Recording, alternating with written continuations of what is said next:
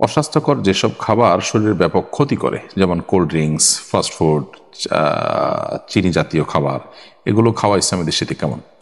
দেখুন, কিছু খাবার আছে যেগুলোর প্রত্যক্ষ এবং সরাসরি ক্ষতির মুখোমুখি হই আমরা, সেসব খাবার খাওয়া মাকরুহ বলেছেন উলামা ইকরাম। আর যেগুলো আল্লাহ তাআলা হারাম করেছেন, পরিষ্কার নিষেধ রয়েছে কোরআনে, সেগুলো তো ভিন্ন কথা। কোরআন সুন্নাহ পরিষ্কার নিষিদ্ধ থাকলে সেগুলো তো খাওয়া নিষেধই, কিন্তু যেগুলোর পরে সরাসরি নিষেধাজ্ঞা নাই, কিন্তু সেগুলো খেলে আমাদের ক্ষতি সাধন হবে। ধরা যাক আপনি একটা খাবার একটু দুর্গন্ধযুক্ত হয়ে গেছে, কিছুটা নষ্ট হয়েছে, এটা খেলে আপনার এখন পেট খারাপ হতে পারে, তাহলে আপনার জন্য এটা খাওয়া মাকরুহ। একান্ত নিরুপায় না হলে আপনি সে খাবার খাবেন না।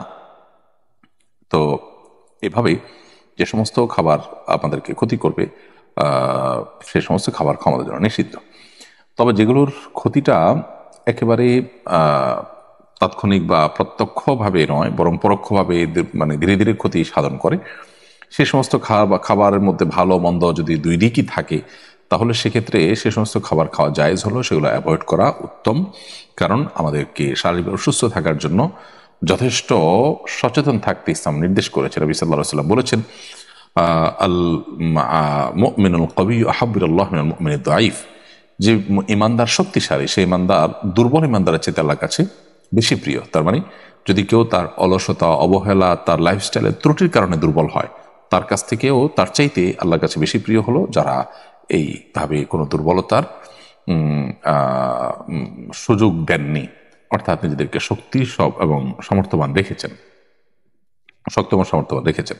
হ্যাঁ, কেউ এমনিতেই চেষ্টা করার পরও তিনি দুর্বল, অসুস্থ, তো এখানে তার ইচ্ছার বাইরে যদি হয় তাহলে তিনি এর মধ্যে পড়বেন না। এমডি শিপন সরকার লিখেছেন, আমি অপবিত্র অবস্থায় একদিন নামাজ পড়েছি, আল্লাহর কাছে তওবা করছি, এখন আমার করণীয় কি? ভাই শিপন সরকার, আল্লাহ তাআলা আপনাকে মাফ করুন।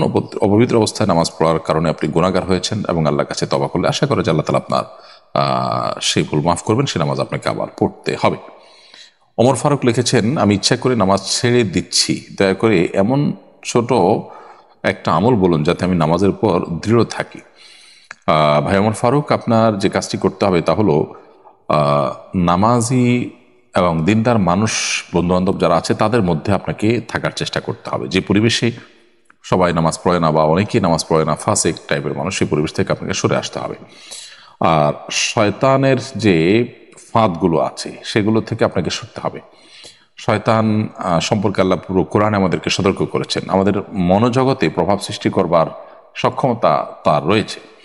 তো শয়তান এর যে ক্রিয়াকর্ম বা ফাঁদগুলো আছে সেগুলোতে আমরা যদি পা বাড়াই, জেনা, ব্যভিচার, হারাম সম্পর্ক, এগুলোতে যদি মানুষ চলে যায়, তাহলে সেক্ষেত্রে মানুষের মধ্যে এ ধরনের মানসিকতা চলে আসতে পারে। আবার অনেক সময় হারাম উপার্জন, বদনজর, চোখের গুনাহ, এগুলো মানুষের মধ্যে এ ধরনের অনীহা এবং অদ্ভুতি তৈরি করে। বিধায় ঠিক কোন সমস্যা আপনার মধ্যে আছে সেটাকে নিরূপণ করে আপনি সেটা দূর করার চেষ্টা করবেন।